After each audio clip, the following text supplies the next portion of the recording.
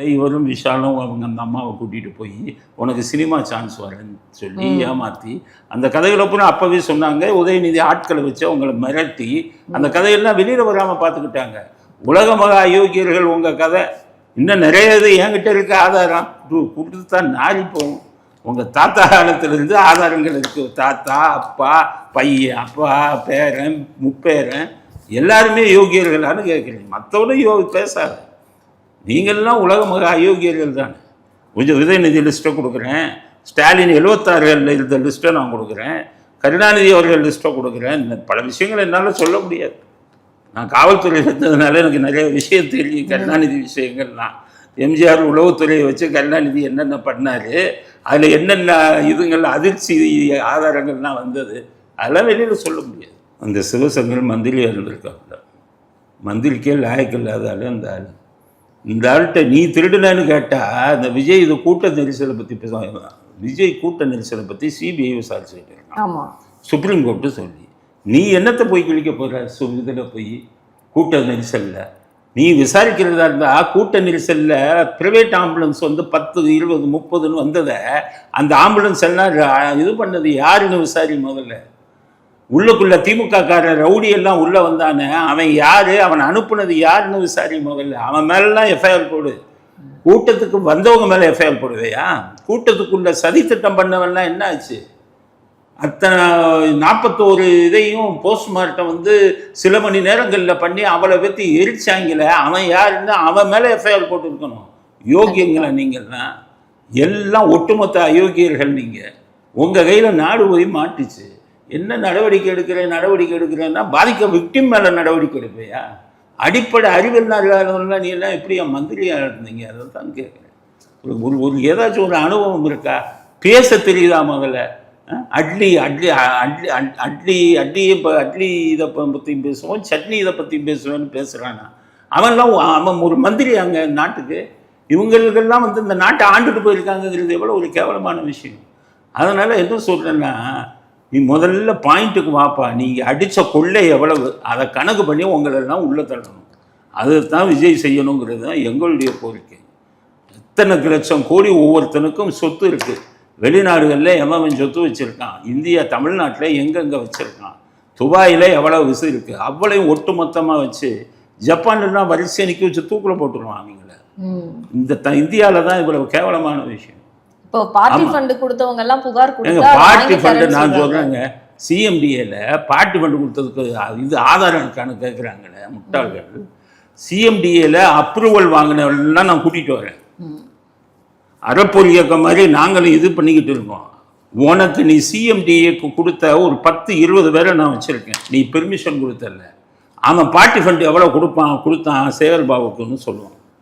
சேகர்பாபுவை arrest பண்ணி உள்ளே போட்டு பார்ட்டி ஃபண்ட் வாங்கி யாருக்குடா கொடுத்தேன்னு கேளுங்க. நம்ம யோகியர்கள் மாதிரி ஆளுங்கட்சியாக இருக்கிறது. நீ பார்ட்டி ஃபண்டுனா யார் பார்ட்டிக்கு வாங்குவ? வெக்கம் இல்லாமல் மார்ட்டின் அப்போ மகன்கிட்ட போய் 500 கோடி வாங்கின இவங்களாச்சப்பா நீங்கள். மார்ட்டின் சார்லஸ் மார்ட்டின் தான் சொல்கிறாரு, எனக்கு 500 கோடி வாங்கினான் பார்ட்டி ஃபண்டுன்னு. பார்ட்டி ஃபண்டுக்கு இது வாங்காமல் யோகியர்களா நீங்கள்? எவ்வளவு பணத்தை வாங்கியிருக்கான்? சிஎம்டியில் பார்ட்டி ஃபண்டு வாங்கியிருக்கான், இதில் பார்ட்டி ஃபண்டு வாங்கியிருக்கான், டாஸ்மாகில். இது மாதிரி ஒவ்வொரு துறையிலையும் பார்ட்டி ஃபண்டுன்னு வாங்கி நாட்டை கொள்ளை அடிச்சுட்டு யோகிய மாதிரி ஆதாரங்களை கூட. என்ன ஆதாரம்? பணம் கொடுத்து வந்தான் நான் பார்ட்டி ஃபண்டு நீ வாங்கினைய அவன் பெர்மிஷன் கொடுக்க அவனை வந்து நான் க்யூவில் நிற்க வைக்கிறேன், எவ்வளோ கொடுத்தான்னு சொல்லுவான். அதனால் நாட்டையே கொள்ளை அடிச்சுட்டு இது பார்ட்டி இவங்களை பூரா அரெஸ்ட் பண்ணி உள்ளே போடணுங்க. மக்கள்கிட்ட வரி பணத்தை தவிர எதுவும் வாங்கக்கூடாதுங்க. பார்ட்டி ஃபண்டுன்னு வாங்க. இவன் யாருங்க? இவன் பார்ட்டிக்கு பணம் கொடுக்கறதுக்கு மக்களுக்கு என்னங்க இது இருக்குது? மக்கள் கொடுக்க வேண்டியதுக்கு என்ன அவசியம் இருக்குது? மக்கள் வரி பணம் தான் கொடுக்கலாம். அரசியல்வாதி கொள்ளையடிக்கிற அரசியல்வாதி கட்சிக்கு வந்து பார்ட்டி ஃபண்டு கொடுப்பானா? பெரிய பெரிய பணக்காரன் தாங்க பார்ட்டிக்கு ஃபண்டு கொடுப்பான். பிஜேபிக்கு அம்பானி கொடுப்பாரு, அதானி கொடுப்பாரு. இங்கே அமெரிக்காவில் போய் கேளுங்க, மிகப்பெரிய பணக்காரர்கள் தான் டொனால்டு ட்ரம்ப்புக்கு வந்து பார்ட்டி ஃபண்டு கொடுப்பாங்க. ஜனநாயக கட்சிக்கு பார்ட்டி ஃபண்டு கொடுப்பாங்க. எலான் மாஸ்க் மாதிரி கோடீஸ்வரன். சாதாரண நடுத்தர மனுஷனாக இருக்கிறவன்ட்டெல்லாம் வெக்கம் இல்லாமல் பார்ட்டி ஃபண்டுன்னு வாங்கி கொள்ளை அடிச்சிருக்கு. ஆதாரம் கொடுங்கன்னா என்ன அர்த்தம்? நீ என்ன நாங்கள்லாம் முட்டாள்களா? ஆதாரம் அடுக்கி இருக்கேன்ட்டே சொல்கிறேன். உனக்கு பார்ட்டி ஃபண்டுன்னு கொடுத்தவன் லிஸ்ட்டு கொடுக்குறேன்னா சிஎம்டிஏல என்னத்தை பண்ண போகிறேன்? கண்டிப்பா. குடிச்சவங்க எல்லாம் உள்ள போடுறதை விட்டுட்டு இவங்களோட இது பேசிக்கிட்டு இருந்தா அப்படிதான் சட்டம் பேசிக்கிட்டு இருப்பாங்க. யோகியர்கள் மாதிரி ஆதாரம் தான். என்ன ஆதாரம்? கொடுத்தவன் தான் ஆதாரம். நான் 10 பேரை கூட்டிட்டு வரேன், 10 பில்டர்ஸை கூட்டிட்டு வரேன். தனியார் வந்து இது போட்டான் பாருங்க கட்டடம் கட்டுறதுக்கு, அவனும் கூட்டிட்டு வரேன். இன்னும் எத்தனை பேரை கூட்டிட்டு வரணும் சொல்லுங்க. அப்படின்னா சிடிஆர் நிர்மல்குமார் சொன்ன மாதிரி புகார் கொடுப்பாங்களா சார் எல்லாரும்? எல்லாமே வேணும். நீங்க எஃப்ஐஆர் போட்டு அவங்கள விட்னஸா போடுங்க. எஃப்ஐஆர் மேலே போடுங்க. போட்டுட்டு கம்ப்ளைண்ட் கொடுக்க ரெடியாக இருக்காங்க. அந்த அறப்பொருள் இயக்கமே எல்லாம் எடுத்து வச்சுருக்காங்க. அவங்களே கொடுப்பாங்க. எஃப்ஐஆர் போடுங்க. லஞ்சம் கொடுத்தவன்லாம் நான் விட்னஸாக கொண்டு வரேன், போடு. யோகியங்க மாதிரி பேசுனா எப்படி? கண்டிப்பா. அவங்க தாத்தா காலத்துலேருந்து இவங்களுக்கு இதுதாங்க வேலை. செங்கல்பட்டுல வந்து கணவனை தேடிக்கொண்டு இருக்கக்கூடிய மனைவி அப்படின்னு சொல்லிட்டு ஒரு சின்னதா ஒரு கார்டு மட்டும் போட்டு இதுல இன்பன் உதயநிதி அவர்கள் வந்து இன்ஸ்டாகிராம்ல வந்து ஒரு பாட்டை போட்டு நீங்க கண்டிப்பா அதை பார்த்துருப்பீங்க. அது ரொம்ப ரொம்ப கேவலமான ஒரு செயலியாக வந்து இது பார்க்கப்படுது. நீங்க எப்படி சார் பாக்குறீங்க? அப்ப தாத்தா நான் பார்த்தேன் விர்ச்சுவல் வேல்யூஸ் போட்டு. இப்ப இன்னைக்கு அந்த இன்பநிதி லண்டன்ல போய் ஒரு பொண்ணோட இது மதுவை குடிச்சுக்கிட்டு 2 பேரும் பக்கத்தில் நின்று ஏதோ போட்டிருக்காங்க. உனக்கு தகுதி இருக்கா, யோகியதை இருக்கா? நீ யோகியனா? கணவன் மனைவிக்குள்ளே நடந்த சண்டை, விவாகரத்துன்னு கோர்ட்டுக்கு போயிருக்கு. இன்னைக்கு வாங்க நீங்கள் சென்னை குடும்ப நல நீதிமன்றத்துக்கு லட்சக்கணக்கான கேஸ் பெண்டிங் இருக்குது. அவங்கவுங்க குடும்பத்தில் பிரச்சனைங்க, அதுக்காக போவாங்க. ஒன்றை மாதிரி லண்டனில் போயிட்டு ஒரு பொண்ணோட தண்ணி வச்சுட்டு இது இது இது ஃபோட்டோ போட்டாளுங்களா அவங்க? உங்களுக்கெல்லாம் யோகியதை இருக்கா? ஏன் உங்கள் அப்பாவுக்கு யோகியதை இருக்கா? உங்கள் அப்பாவுக்கு அதை சொல்லவா?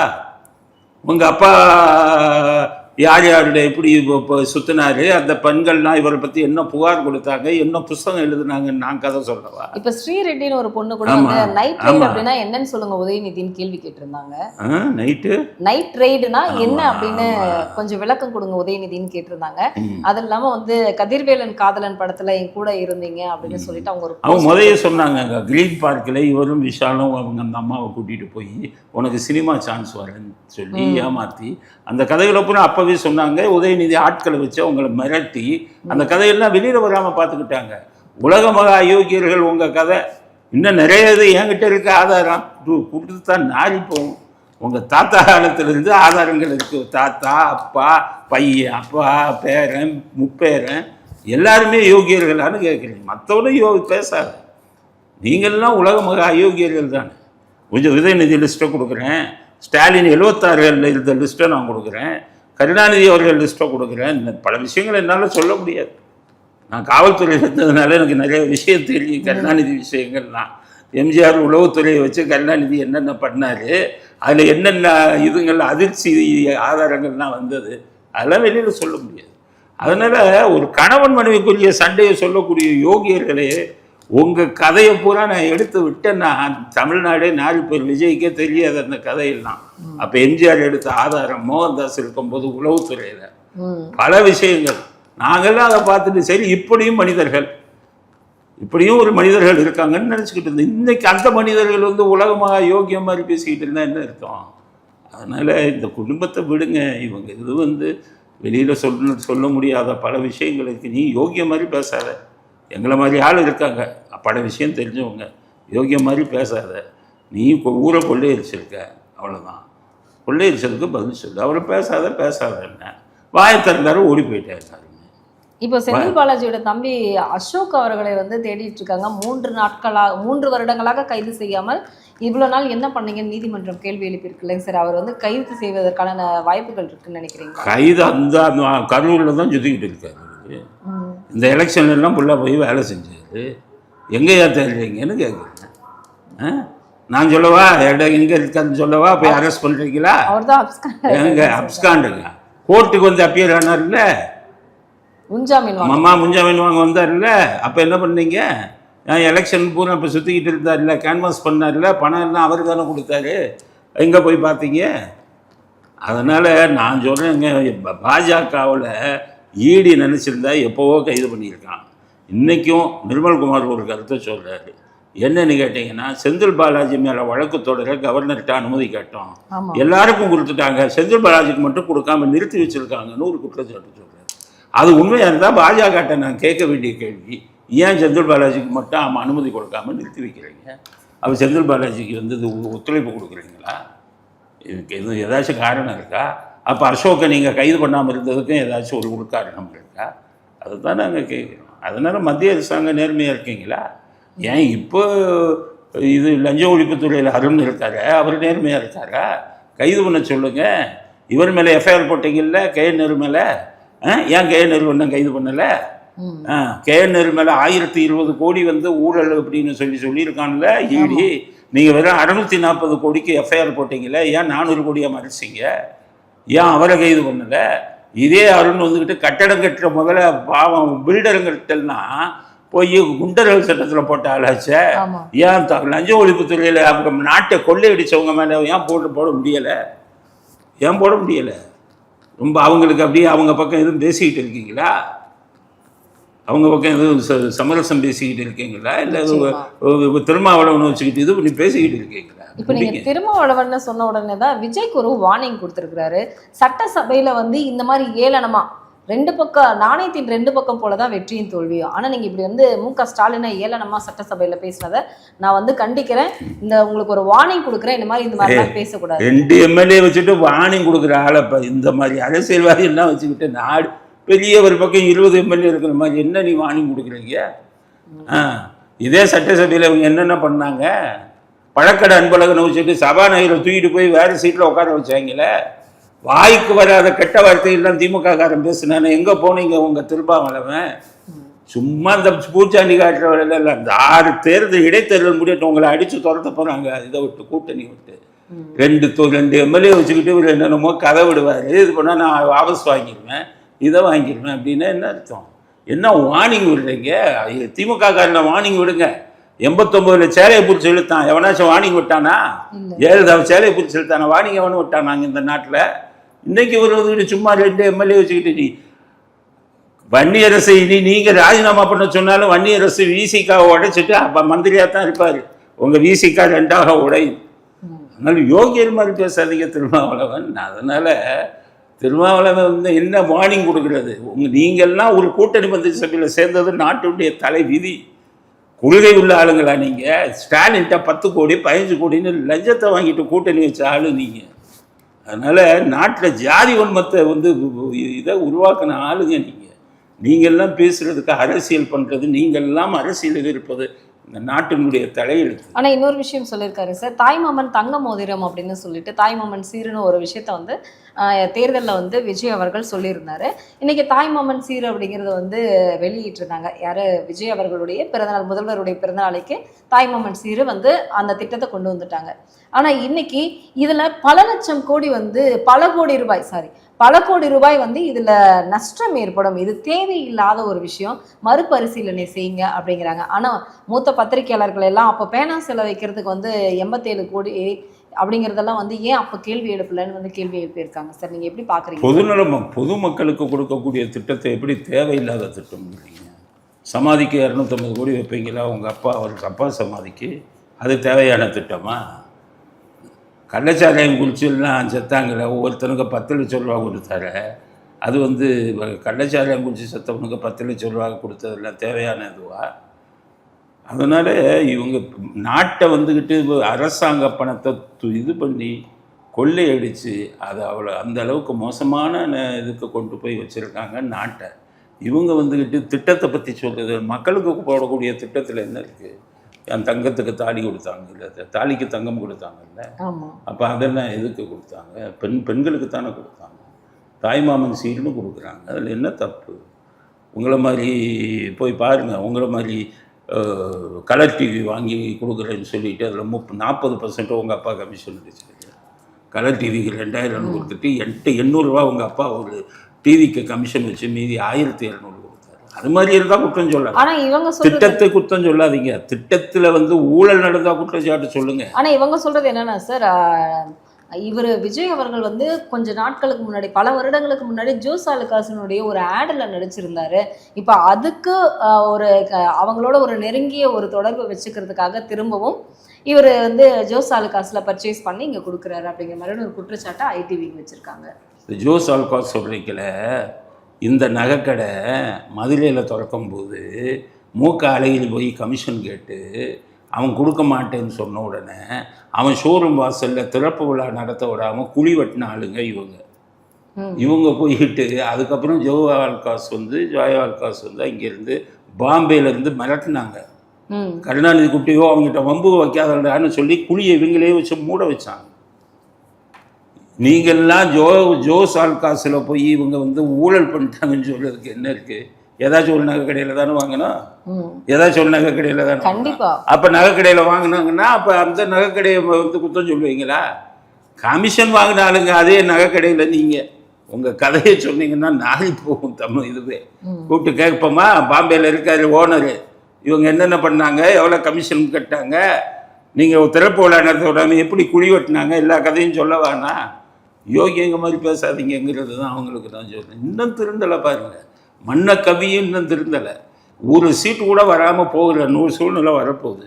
இத்துடன் திராவிட முன்னேற்ற கழகத்துக்கு தமிழ்நாடு அரசியலிருந்து விடை ஆராசா சொன்னதை நான் ஏற்றுக்கொள்வேன். கூட்டணியே தேவையில்லை, தனித்துவமாக நாங்கள் நிற்போம். நின்று பாருங்க, ஒரு தொகுதியில நீங்க ஜெயிக்கிறியான்னு பாருங்க.